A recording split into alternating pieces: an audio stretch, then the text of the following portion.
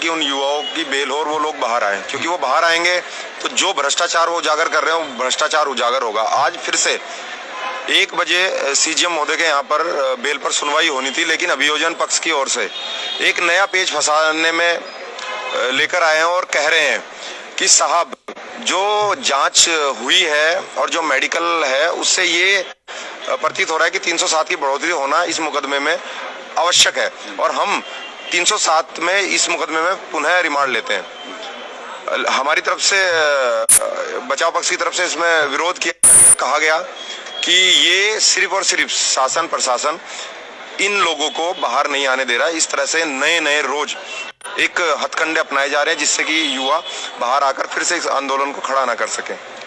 त्यागी जी, जब एक बार 307 हटा दी गई थी सीजीएम की तरफ से, क्या हो सकता है कि दोबारा हो जाए, दोबारा लग सकती है उदाहरण?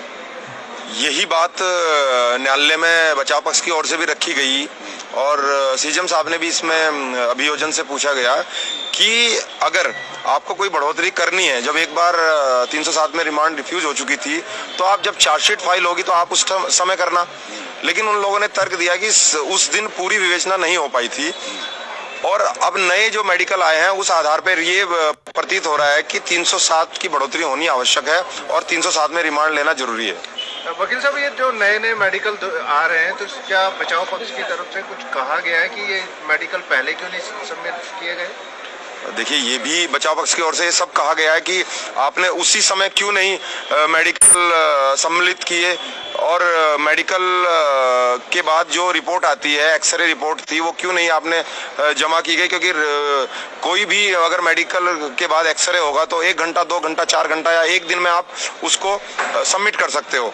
लेकिन उस पर अभियोजन पक्ष की तरफ से कोई जवाब नहीं आया और एक और उन्होंने नया वो कर दिया कि जो लोगों की जमानत हो चुकी थी, बचाव पक्ष ने ये कहा गया था कि उनका एग्जाम है और इसलिए उनको अर्जेंसी के आधार पर उनकी बेल सुनी जाए और उनको बेल दी जाए। कुल मिला के क्या बोले अभी क्या बोल, अर्जेंसी पे बेल सुनी जाए और आप लोगों ने उनकी ये कहकर बेल तो ले ली क्योंकि उनका एग्जाम है, लेकिन वो लोग बाहर नहीं आए, उन्होंने पेपर देने से मना कर दिया, इसलिए उनकी बेल को भी खारिज किया जाए।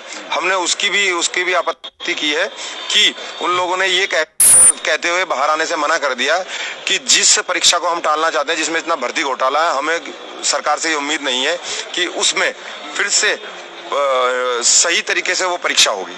त्यागी जी, एक प्रश्न है, आज कल रात से ही पुलिस ने कुछ फोटोज सर्कल करके दिखाए हैं कि ये वो व्यक्ति हैं जो पत्थर मार रहे थे। क्या इनमें वो 13 लोग भी शामिल हैं जो अंदर हैं? जी नहीं, वो लोग तो धरने पर बैठे हुए थे, नीचे बैठे हुए थे। उन लोगों को तो पुलिस ने उठाया और उठा के गाड़ी में डाल लिया और उनको लेकर जाके फिर उसके बाद फर्जी मुकदमे में उनको प्लांट करके जेल भेज दिया गया। ये 307 क्यों हो रही है, इस पर भी बात की आपने? इसमें बचाव पक्ष ने पूरा विरोध किया। जो इन लोगों ने फिर से रिमांड 307 में ले रहे हैं उसका बचाव पक्ष में पूरा विरोध किया और कहा गया कि ये लोग छात्र हैं।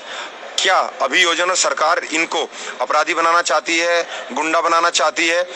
इस पे पूरा विरोध किया गया, लेकिन उनका तर्क था कि जब से अब तक जो भी विवेचना हुई है अब उसमें नए तथ्य सामने आया और उससे प्रतीत होता है कि 307 की बढ़ोतरी होना और रिमांड पे उनको लाना जरूरी है। क्या अब इसमें अगला कदम आपका क्या होगा? माननीय न्यायालय ने एक मौका और अभियोजन को दिया है और उसमें कल की तारीख निश्चित की है। कल सभी फैक्ट के साथ, सभी कागजों के साथ न्यायालय में पुनः उनको आने का आदेश दिया गया है और कल पुनः फिर 1 बजे माननीय न्यायालय में इस विषय पे जो इनकी जमानत प्रार्थना पत्र है उस पर सुनवाई होगी। अंत में वकील साहब, प्रशासन की तरफ से कौन कौन मौजूद थे आज मौके पे? प्रशासन की तरफ से जो ज्वाइंट डायरेक्टर है लो वो मौजूद थे, डीजी साहब मौजूद थे, एपीओ महोदय मौजूद थी और एसपी सिटी भी मौजूद थी। अच्छा, एक और प्रश्न ले लेता हूँ त्यागी जी जाते जाते, क्या आपको लग रहा है कि कल भी, क्योंकि कहा गया था कि आज इनके पास वो सीट नहीं थी जिसको वो दिखाना था, कल भी कुछ ना कुछ अरंगा हो सकता है या फिर कल हो ही जाएगा कुछ? देखिए, आप लोग भी देख रहे होंगे, रोज शासन प्रशासन एक नया अरंगा लेकर न्यायालय के समक्ष पेश हो जाता है, तो इससे हमें यही लग रहा है कि ये कल एक नया पेज फंसाने की कोशिश करेंगे। लेकिन हमें न्यायालय से पूरी उम्मीद है कि कल वो जो बेगुनाह लोग जेल में बंधे उनकी रिहाई हो जाएगी।